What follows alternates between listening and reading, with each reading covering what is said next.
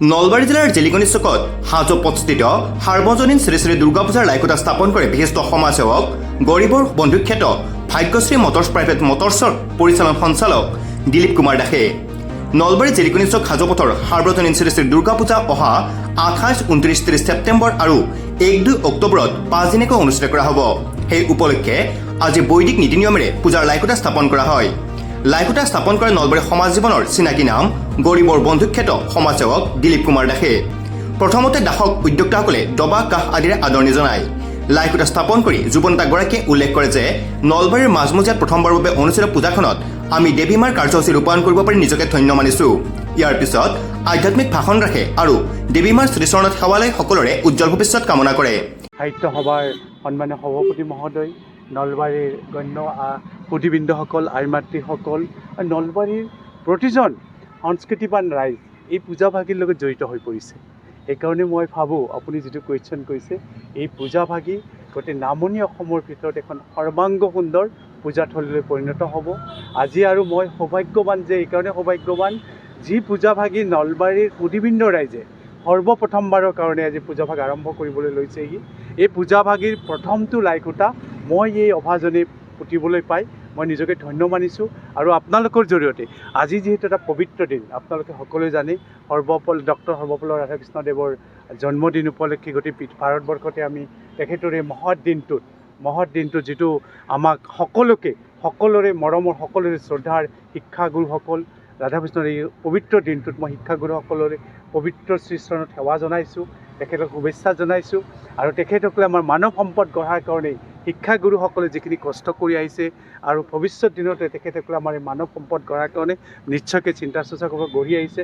আৰু এটা সুন্দৰ কথা, আপোনালোকে সকলোৱে মোৰ লগত একমত হ'ব যে নলবাৰী জিলাখন হৈছে প্ৰজ্ঞানগৰী।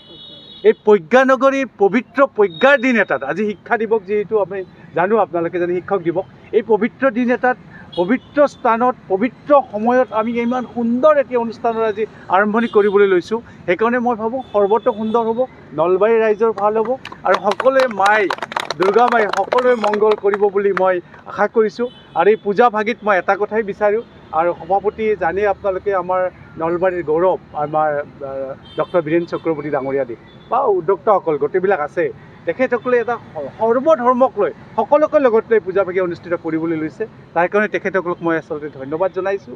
আৰু এই অভাজনক এই লাইকুটা পুতিবলৈ আমন্ত্ৰণ কৰি অনাৰ কাৰণে বিশেষভাৱে সকলো সুধীবৃন্দসকলৰ শ্ৰীচৰণত সেৱা জনাই তেখেতসকলৰ পদধূলি মোৰ শিৰণত কৰি আৰু পুনৰ আপোনালোকৰ জৰিয়তে এই দুৰ্গা পূজা ভাগীৰ উলগৰ শুভেচ্ছা জ্ঞাপন কৰি আপোনালোকক মই পূজাৰ শুভেচ্ছা আৰু অভিনন্দন জ্ঞাপন কৰিব। দুৰ্গা পূজাৰ আজি লাইকুটা স্থাপন কৰা হৈছে।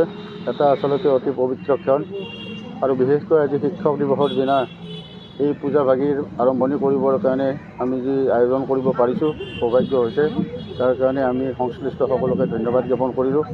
আৰু আজি লাইকুটা স্থাপন কৰিবৰ কাৰণে আমি আমন্ত্ৰণ কৰি আনিছোঁ নলবাৰীৰ এগৰাকী উদীয়মান যুৱক, উদ্যোগী যুৱক, ভাগ্যশ্ৰী মটৰ্ছৰ স্বত্বাধিকাৰ সাংস্কৃতিক কৰ্মী দিলীপ কুমাৰ দাস ডাঙৰীয়াক। তেখেতৰ হাতেৰে আজি লাইকুটা স্থাপন কৰিবলৈ পায়ো আমি নিজকে কৃতাৰ্থ মানিছোঁ। আৰু আমি আশা কৰিছোঁ যে আগন্তুক দুৰ্গা পূজা এই প্ৰথমবাৰৰ বাবে ইয়াত জেলিকনি চকত আয়োজিত হৈছে।